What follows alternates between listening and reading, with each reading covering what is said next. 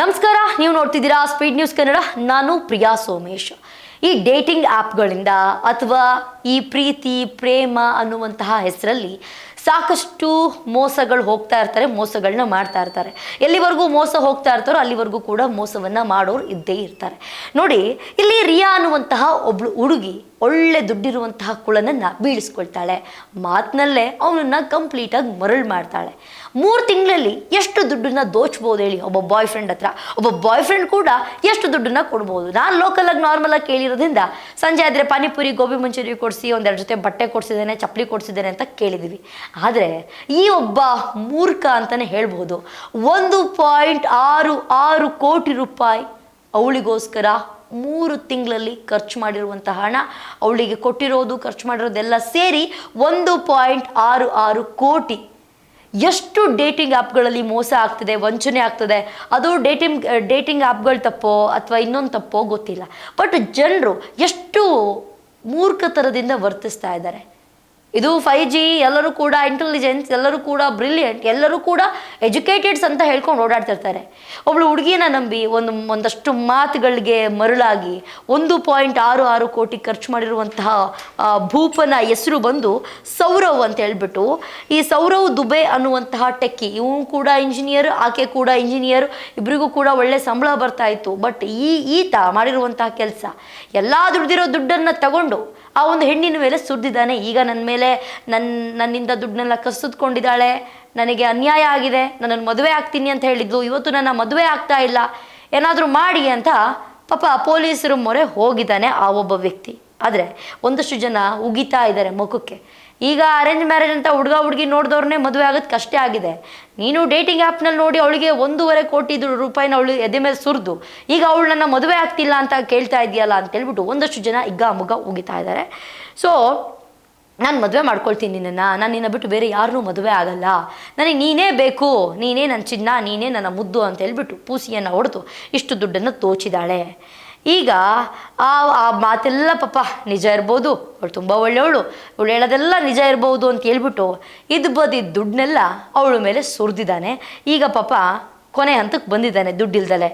ಈ 3 ತಿಂಗಳಲ್ಲೇ 1.66 ಕೋಟಿ ದುಡ್ಡಿಗೆ ಬೆಲೆ ಇಲ್ವಾ ಅನ್ನಂಗೆ ಆಗೋಗ್ಬಿಟ್ಟಿದೆ. 1.66 ಕೋಟಿ ಅಂತಂದರೆ ಹುಡುಗಾಟನ? ಅವ್ರು ದುಡಿಯೋ ದುಡ್ಡು, ಇಲ್ಲಿವರೆಗೂ ದುಡ್ದಿಟ್ಟಿರೋ ದುಡ್ಡು ಪೂರ್ತಿ ಖಾಲಿ ಆಗೋಗ್ಬಿಟ್ಟಿದೆ. ಸೊ ಈಗ ಕೋಟಿಗಟ್ಟಲೆ ಹಣವನ್ನು ತಿಂದು ತೆಗೆದ ಮೇಲೆ ಈಗ ಫೋನನ್ನು ಸ್ವಿಚ್ ಆಫ್ ಮಾಡ್ಕೊಂಡಿದ್ದಾಳೆ ಆಕೆ. ಫೋನ್ ಸ್ವಿಚ್ ಆಫ್ ಮಾಡಿಕೊಂಡು ಯಾವುದೇ ಫೋನಿಗೆ ರೆಸ್ಪಾನ್ಸ್ ಇಲ್ಲ, ಏನಿಲ್ಲ. ಸೌರವ್ಗೆ ವಾಪಸ್ ಸಿಕ್ಕಿದ್ದು ಎಷ್ಟು ಗೊತ್ತಾ? ಖರ್ಚು ಮಾಡಿದ್ದು 1.66 ಕೋಟಿ, ಆದರೆ ವಾಪಸ್ ಸಿಕ್ಕಿದ್ದು 4,250 ರೂಪಾಯಿ ಮಾತ್ರ.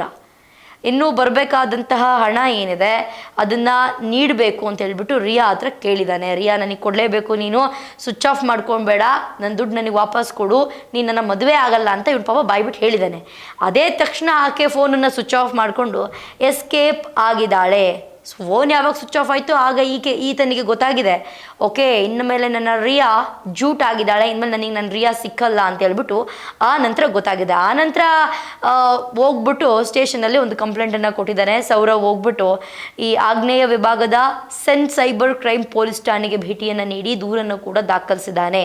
ಆಕೆಯನ್ನು ನಂಗೆ ಹುಡುಕೊಡಿ, ನಾನು ಇಷ್ಟು ದುಡ್ಡನ್ನು ಆಕೆಗೆ ಹಾಕಿದ್ದೀನಿ ಅಂತ ಹೇಳ್ಬಿಟ್ಟು ಇದು ಮಾಡಿದ್ದಾನೆ. ಬಟ್ ಈಗ ಬ್ಯಾಂಕಿಂದೆಲ್ಲ ಸ್ವಲ್ಪ ಜಾಡನ್ನು ಹಿಡಿದು ಎಲ್ಲ ಹುಡುಕ್ತಾ ಇದ್ದಾರೆ.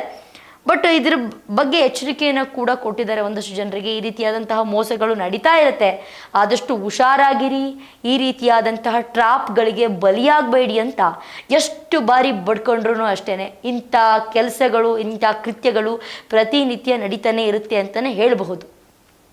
ಒಂದು ಹುಡುಗಿ ಮುಖ ನೋಡಿಲ್ಲ, ಫ್ಯಾಮಿಲಿಯವ್ರಿಗೆ ಗೊತ್ತಿಲ್ಲ, ಆ ಹುಡುಗಿ ಎಲ್ಲಿ ಹುಟ್ಟಿದ್ಲು ಎಲ್ಲಿ ಬೆಳೆದ್ಲು ಅನ್ನೋದು ಗೊತ್ತಿಲ್ಲ. ಇನ್ಸ್ಟಾಗ್ರಾಮು ಅಥವಾ ಯಾವುದೋ ಒಂದು ಆ್ಯಪ್ ಮೂಲಕ ಫ್ರೆಂಡ್ಸ್ ಆಗೋದು, ಲವ್ ಅಂತ ಶುರುವಾಗುತ್ತೆ. ಫಸ್ಟು ಹಾಯ್ ಬಾಯ್, ಆಮೇಲೆ ಫ್ರೆಂಡ್ಸ್, ಆಮೇಲೆ ಲವರ್ಸ್, ಆಮೇಲೆ ಮಾಡಬಾರ್ದನ್ನೆಲ್ಲ ಮಾಡಿಕೊಂಡು ಒಬ್ಬರು ದುಡ್ಡನ್ನ ಕಳ್ಕೊಳ್ತಾರೆ, ಇನ್ನೊಬ್ಬರು ಇನ್ನೊಂದನ್ನು ಕಳ್ಕೊಳ್ತಾರೆ. ಆ ನಂತರ ಸ್ಟೇಷನಿಗೆ ಬಂದ್ಬಿಟ್ಟು ನನಗೆ ಇಸ್ಕೊಡಿ ವಾಪಸ್ಸು, ನನ್ನ ದುಡ್ಡು ನನಗೆ ಬೇಕು, ಇವಳು ನನಗೆ ಮೋಸ ಮಾಡಿದ್ದಾಳೆ ಅಂತ ಅವ್ರ ತಲೆ ಮೇಲೆ ಕೂತ್ಕೊಳ್ತಾರೆ. ಅವರು ಕೂಡ ಏನು ಮಾಡೋಕ್ಕಾಗತ್ತೆ, ಎಷ್ಟು ಅಂತ ನೋಡ್ತಾರೆ. ಅದಕ್ಕೆ ಹೇಳೋದು, ಈಗಿನ ಜನ್ರೇಷನಲ್ಲಿ ಎಜುಕೇಟೆಡ್ಸ್ ಅಂತ ಬರೀ ಹೇಳೋದು ಮಾತ್ರ ಅಲ್ಲ, ಆ ರೀತಿಯಾಗಿ ನಡ್ಕೊಳ್ಬೇಕು. ಈ ರೀತಿಯಾದಂತಹ ಒಂದು ಬಲೆಯನ್ನು ಬೀಸಿರ್ತಾರೆ, ಅದರಿಂದ ಸ್ವಲ್ಪ ದೂರ ಇರಬೇಕು ಅನ್ನೋದು ಒಂದಷ್ಟು ಜನರಿಗೆ ಗೊತ್ತಿರಬೇಕಾದಂತಹ ವಿಚಾರ ಅಂತ ಹೇಳ್ತೀನಿ.